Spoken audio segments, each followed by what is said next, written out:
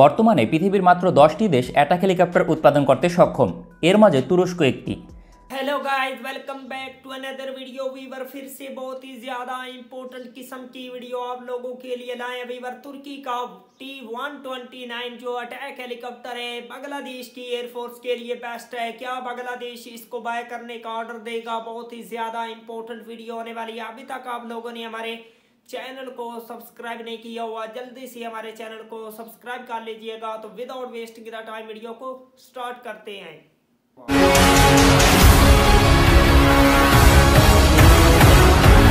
বর্তমানে পৃথিবীর মাত্র 10টি দেশ অ্যাটাক হেলিকপ্টার উৎপাদন করতে সক্ষম। এর মাঝে তুরস্ক একটি। টার্কিশ অ্যারোস্পেস ইন্ডাস্ট্রির তৈরি T-129 একটি শক্তিশালী লাইটওয়েট অ্যাটাক হেলিকপ্টার। তুরস্ক 2003 সালে একটি হেলিকপ্টার উৎপাদন তৈরির পরিকল্পনা গ্রহণ করে, কিন্তু প্রাথমিকভাবে এককভাবে অ্যাটাক হেলিকপ্টার উৎপাদন করা সম্ভব নয়। এজন্য 2007 সালে ইটালির সঙ্গে যৌথভাবে অ্যাটাক হেলিকপ্টার উৎপাদনের চুক্তি স্বাক্ষর করে। ইটালির তৈরি আগুস্তা A-129 মাঙ্গুস্তা অ্যাটাক হেলিকপ্টারের লাইসেন্স নেয় তুরস্ক, যার 95% পার্টস টার্কিশ অ্যারোস্পেস ইন্ডাস্ট্রি তৈরি করে। সর্বমোট 51টি অ্যাটাক হেলিকপ্টার $1.2 বিলিয়ন বিনিময়ে চুক্তি করা হয় এবং পরবর্তীতে আরও 40টি অর্ডার বৃদ্ধি করা হবে। চুক্তিতে এমনই উল্লেখ ছিল। ইটালি অ্যাটাক হেলিকপ্টার প্রকল্প নিয়ে পরবর্তীতে গবেষণা বন্ধ করে দিলেও তুরস্ক বন্ধ করেনি, বরং তারা বেশ কিছু নিজস্ব সরঞ্জাম যুক্ত করে আপগ্রেড করে। টার্কিশ অ্যারোস্পেস ইন্ডাস্ট্রির তৈরি অ্যাটাক হেলিকপ্টার প্রথম ফ্লাই করে 2009 সালে এবং তুর্কি সেনাবাহিনীতে যুক্ত করা হয় 2014 সালে। হেলিকপ্টারটি সম্পর্কে গুরুত্বপূর্ণ তথ্য: পরিচালনায় 2 জন ক্রুর প্রয়োজন হয়, লম্বায় 14.54 মিটার, উচ্চতায় 3.4 মিটার। ইঞ্জিন হিসাবে 2টি CTS 804 টার্বোশ্যাফট ইঞ্জিন ব্যবহার হয়। প্রতিটি ইঞ্জিন 1360 হর্স পাওয়ার শক্তি উৎপাদন করতে সক্ষম। মার্কিন যুক্তরাষ্ট্রের কোম্পানি হানিওয়েল ইঞ্জিন উৎপাদন করে থাকে। সর্বোচ্চ গতি 281 কিলোমিটার, কম্ব্যাট রেঞ্জ 537 কিলোমিটার এবং ফেরি রেঞ্জ 1000 কিলোমিটার। সর্বোচ্চ একটানা 3 ঘন্টা আকাশে উড্ডয়ন করতে সক্ষম। সার্ভিস সিলিং 4572 মিটার, অর্থাৎ সর্বোচ্চ 15000 ফিট উচ্চতায় উড্ডয়ন করতে সক্ষম। বিবরণ অনুযায়ী T-129 একটি লাইট টু মিডিয়াম ক্যাটাগরির অ্যাটাক হেলিকপ্টার। এর অস্ত্র বহন সক্ষমতা ব্যাপক ধ্বংসাত্মক। মেইন গান হিসেবে রয়েছে 20 মিলিমিটার গান, যেখানে 500 রাউন্ড অ্যামুনিশন ফায়ার করতে সক্ষম। মিসাইল এবং রকেট বহনের জন্য রয়েছে 4টি হার্ড পয়েন্ট। সর্বোচ্চ একসঙ্গে 48 থেকে 76টি রকেট ফায়ার করতে পারদর্শী, অথবা 8টি উমতাস এন্টি ট্যাঙ্ক গাইডেড মিসাইল বহন করতে সক্ষম 160 মিলিমিটার, রেঞ্জ 5 থেকে 8 কিলোমিটার পর্যন্ত, অথবা 70 মিলিমিটারের 6টি ক্রিট মিসাইল ফায়ার করতে সক্ষম, যার রেঞ্জ 1.5 থেকে 5 কিলোমিটার পর্যন্ত, অথবা 8টি Stinger air two air missile বহন করতে সক্ষম, যার রেঞ্জ 6 কিলোমিটার পর্যন্ত।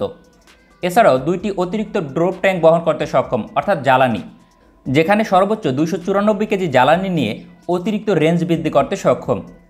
সুতরাং লাইট টু মিডিয়াম ক্যাটাগরির অ্যাটাক হেলিকপ্টার হিসেবে এর ফায়ার পাওয়ার বেশ শক্তিশালী। এর 30% মিসাইল এবং গোলাবারুদ মার্কিন যুক্তরাষ্ট্রের তৈরি।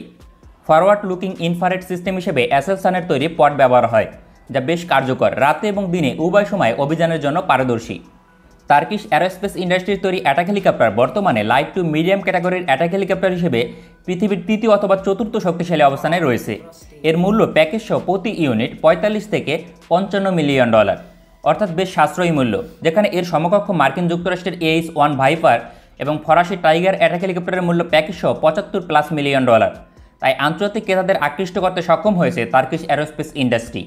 তাছাড়া অ্যাটাক হেলিকপ্টারটি ইতিমধ্যে ব্যাটেল প্রুভেন।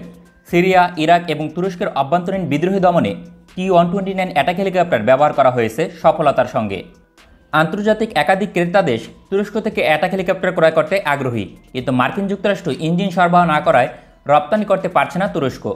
পাকিস্তান $1.5 বিলিয়ন বিনিময়ে 30টি অ্যাটাক হেলিকপ্টার অর্ডার করলেও ইঞ্জিন সরবরাহ বন্ধ রাখায় তুরস্ক তা রপ্তানি করতে পারছে না।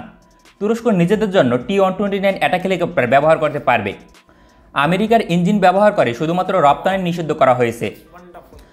তবে যুক্তরাষ্ট্র এক্ষেত্রে কিছু দেশকে ছাড় দিচ্ছে, যেমন ফিলিপাইন তুরস্ক থেকে 6টি অ্যাটাক হেলিকপ্টার অর্ডার করেছে, যা রপ্তানির জন্য ইঞ্জিন অনুমোদন দিয়েছে মার্কিন যুক্তরাষ্ট্র। তবে তুরস্ক চেষ্টা করছে তাদের নিজস্ব তুসাস ইঞ্জিন দিয়ে অ্যাটাক হেলিকপ্টারটি সার্ভিসে আনার। তবে এক্ষেত্রে একাধিক সমস্যা এবং শর্ত রয়েছে, কেননা ইটালি নতুন ইঞ্জিন যুক্ত করার অনুমোদন নাও দিতে পারে, আবার দেওয়ার সম্ভাবনাও রয়েছে, কারণ তুরস্ক অ্যাটাক হেলিকপ্টার রপ্তানি করলে তার একটি লভ্যাংশ পায় ইটালি। তবে ইটালির একাধিক হেলিকপ্টার ইঞ্জিন থাকলেও তুরস্ককে সরবরাহ করা হয়নি। এর কারণ মার্কিন যুক্তরাষ্ট্রের মুখোমুখি হতে আগ্রহী নয় কোনো দেশ। সাম্প্রতিক সময় ইউক্রেনের প্রতিষ্ঠান মোটর থেকে ইঞ্জিন করার আলোচনা হলেও এখনও পর্যন্ত সফল হয়নি।